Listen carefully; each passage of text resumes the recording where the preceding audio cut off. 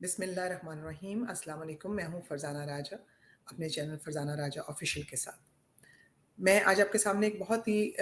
एक और अहम टॉपिक जो कि पाकिस्तान के बारे में है और पाकिस्तान को जो ख़तरात लाहक हैं उसके बारे में है। तो मैं आपसे गुज़ारिश करूँगी कि इससे पहले मैं बात शुरू करूँ, आप चैनल को सब्सक्राइब कर लीजिए, अभी तक अगर आपने चैनल को सब्सक्राइब नहीं किया है तो। मैं आपसे ये कहना चाहती हूँ कि पाकिस्तान को 2 अहम जो ख़तरात हैं वो लाहक हैं। एक है नेचुरल डिज़ास्टर्स और दूसरा है man made disasters. Natural disasters के बारे में तो आप जानते हैं कि नेचुरल डिज़ास्टर्स पाकिस्तान में सैलाब है, ज़लज़ले हैं, जो कि क्लाइमेट चेंज की वजह से जो कि दुनिया पूरी में उससे अफ़ेक्ट हो रही है। पाकिस्तान भी उसका एक अहम रुकन और हिस्सा है, जिसकी वजह से पाकिस्तान में अभी भी जो ताज़ा 2010 के बाद फिर जो अभी फ्लड्स आए हैं, हर साल ही आते हैं, लेकिन उसमें पाकिस्तान को जितना बड़ा नुकसान हुआ जानी, माली, और पाकिस्तान की इकॉनमी ने भी उसमें बहुत जो है बहुत बड़ी कलाबाजी खाई, मैं कहूँगी। उसके बाद है man made disasters. Man made disaster में सबसे बड़ा दहशतगर्दी का मसला है और एक्सट्रीमिज़म का मसला है। दहशतगर्दी के मसला जो है वो उसको हल करने के लिए, चाहे ये नेचुरल डिज़ास्टर हो या मैन मेड डिज़ास्टर हो, इस सब के लिए एक नेशनल कंसेंसस की बहुत ज़रूरत है पाकिस्तान के अंदर। और नेशनल कंसेंसस के साथ-साथ मैं ये कहूँगी कि नेशनल कंसेंसस आएगा ही रिकन्सिलिएशन के साथ, नेशनल रिकन्सिलिएशन के साथ। पाकिस्तान में तमाम सियासी जमातों को, अफ़वाज पाकिस्तान को, तमाम उन लॉ एनफोर्समेंट अदारों को और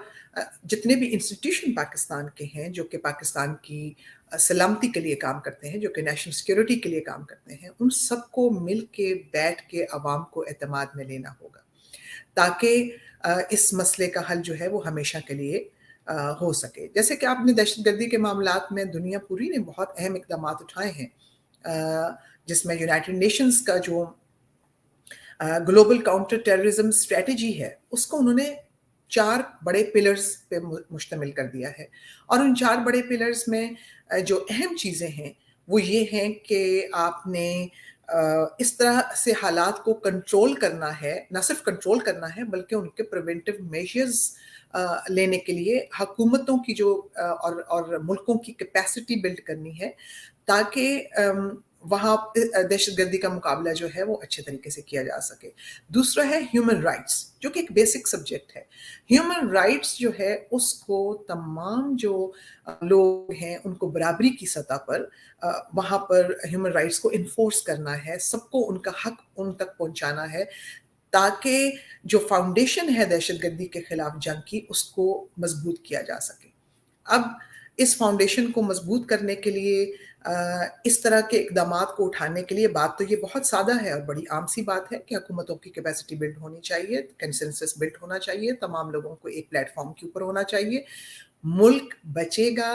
तो सियासत भी होगी, मुल्क बचेगा तो सहाफ़त भी होगी, मुल्क बचेगा तो लोग अपने बच्चों की बेहतरीन ज़िंदगी जो है, चाहे वो तालीम के मामले हों, चाहे वो सेहत के मामले हों, या हायर एजुकेशन हो, उस सब पे तवज्जो तभी दी जा सकती है जबकि मुल्क की नेशनल सिक्योरिटी को जो है वो कोई थ्रेट ना हो। तो मैं इस सिलसिले में आज आपके सामने पेश हुई थी कि नेशनल कंसेंसस और नेशनल रिकन्सिलिएशन का जो प्रोसेस है, उसके ऊपर पूरी कौम को एक ज़ुबान हो जाना चाहिए। ज़रूरी लीडरशिप जो है, यकीनन हर जो सियासी जमात है उसकी लीडरशिप की ख्वाहिश भी यही होती है कि तमाम लोगों में कंसेंसस पैदा किया जाए। लेकिन समटाइम्स जो है अपने जो पार्टी इंटरेस्ट हैं या पॉलिटिकल इंटरेस्ट हैं, वो ज़्यादा मुकद्दम हो जाते हैं, इंडिविजुअल्स ज़्यादा मुकद्दम हो जाते हैं, जिसकी वजह से जो कौमी मामला है या कौमी सलामती का मसला है, वो बहुत पीछे रह जाता है। दूसरी अहम बात मैं आपके सामने इसी के साथ लिंक करते हुए मैं पेश करना चाहती हूँ, वो जैसा कि अभी फ्लड्स आए, कितना बड़ा नुकसान हुआ। हम कितने साल तक और कितने महीने तक आईएमएफ या दुनिया के तमाम और जो ममालिक हैं जिन्होंने डोनर्स ने प्लेजेस भी किए हैं, आप उनके प्लेजेस का इंतज़ार करेंगे, क्योंकि गरीब के घर में अगर खाना नहीं है तो वो डोनर्स ने जो आपके साथ वादे किए हैं और मुल्कों ने आपको जो सपोर्ट के लिए वादे किए हैं, जिसमें बहुत सी पॉलिटिक्स नेशनल और इंटरनेशनल दोनों इन्वॉल्व होती हैं, وہ کب تک وہ انتظار کریں گے کہ ان کے بچوں کو جو ہے وہ شیلٹر ملے گا، ان کے بچوں کے جو اسکول اس وقت گر چکے ہیں ان کی تعلیم کا سلسلہ دوبارہ سے شروع ہوگا، یا ان کا ریہیبلیٹیشن اور ریکنسٹرکشن کا سلسلہ شروع ہوگا. اس کے لیے میں یہ گزارش کرنا چاہوں گی کہ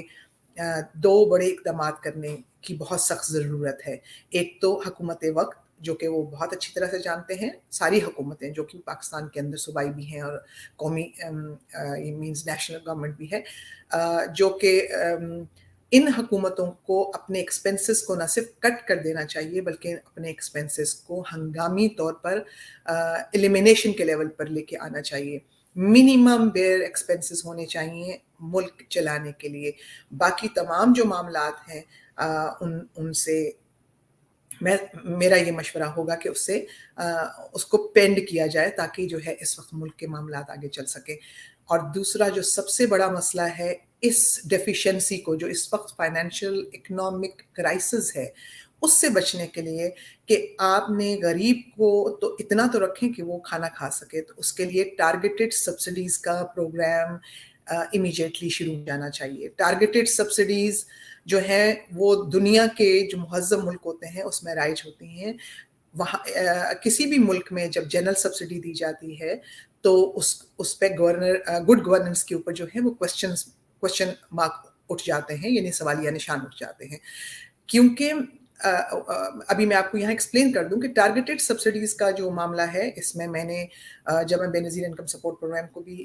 چلا رہی تھی اس وقت بھی میں نے یہی مشورہ دیا تھا، اور جس پہ میرے سے بہت سے کابینہ کے جو وزراء تھے انہوں نے اتفاق بھی کیا تھا، اور صدر پاکستان اس وقت انہوں نے بھی اتفاق کیا تھا کہ جنرل سبسڈیز کے بجائے ہمیں ٹارگیٹڈ سبسڈیز پہ آنا چاہیے، کیونکہ ملک میں بے نظیر انکم سپورٹ پروگرام کا ڈیٹا کلیکٹ ہو چکا ہے جس میں 27 ملین سے زائد خاندان جو ہیں ان کا ڈیٹا موجود ہے، یعنی کہ تقریباً جو بھی آبادی اس حساب سے بنتی ہے آپ دیکھ سکتے ہیں. تو ان خاندانوں میں کا جو سکور کارڈ لیول تھا، یعنی کہ جس کا 16 نمبر ہے وہ بہت غریب ترین ہے، یا 16 سے نیچے جتنے لوگ ہیں 0 سے لے کے 16 تک وہ غریب ترین ہے. 16 سے لے کے 30 تک جن کا سکور آتا ہے وہ ان کی غربت کا لیول تھوڑا سا اوپر ہے. 30 سے لے کے جو 50 تک آتا ہے وہ ان کا تھوڑا سا اور ایک سٹیپ آگے ہے. اس طرح سے کر کے نمبر ہیں. تو اس وقت بھی گزارش کی گئی تھی اور اس وقت بھی میں یہ کہوں گی کہ آپ بے نظیر انکم سپورٹ پروگرام کا ڈیٹا لے کے ملک کے اندر جو غریب ترین لوگ ہیں، اور یقیناً بہت سے خاندان اس وقت سیلاب کے بعد جو ہیں وہ